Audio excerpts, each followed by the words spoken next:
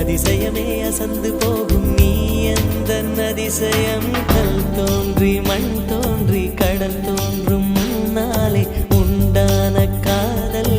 அதிசயம் 16 வயதான பருவத்தில் எல்லோருக்கும் படர்கின்ற காதல் அதிசயம்